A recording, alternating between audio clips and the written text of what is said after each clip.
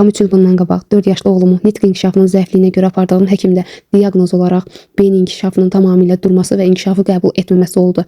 Qarşımda əyləşən həkimin bu sözləri üzümə baxaraq deməsi mənə çox çətin idi və o anki hisslərimi anlata bilməyəcəyi qədər çətin idi. Və ən problemlisi isə o idi ki, həkim mənə övladımın bu hala gəlməsinə, ikinci övladın dünyaya gəlməsinin səbəb olduğunu bildirdi.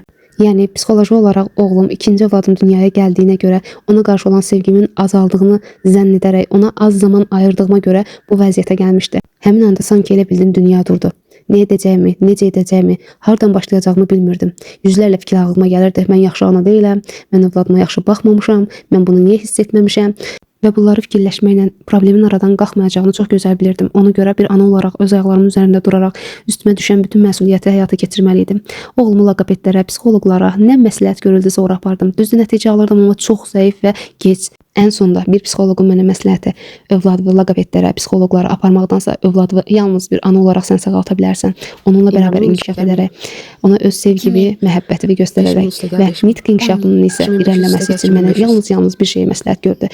Övladını bağçaya qoy. Uşaqlarla ünsiyyəti daha çox çoxalsın. Bax, o zaman artıq sənin övladın inkişaf etməyə başlayacaq.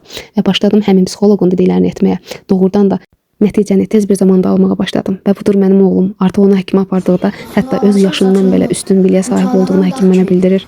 Demirəm bunlar hələ asan idi. Yox, asan deyildi. Çətin idi, amma nəticə olaraq çox gözəl oldu. Bu yolda ancaq ana və bala olaraq bizləri sağaltan, bizim aramızda olan sevgi, bir-birimizə ayırdığımız zaman, diqqət oldu. Bu yolda ilk olaraq övladıma öz azadlığını, sərbəstliyini və inkişafı üçün yeni oyunlar və onun marağını çəkəcək hər bir şey onunla bərabər etdim. Bir ana olaraq mən bunu bacardım. Bütün problemlərin, övladda olan problemlərin yeganə həlli var mənim fikrimcə. O da zamandır. Övladınıza zaman və sevgi göstərin.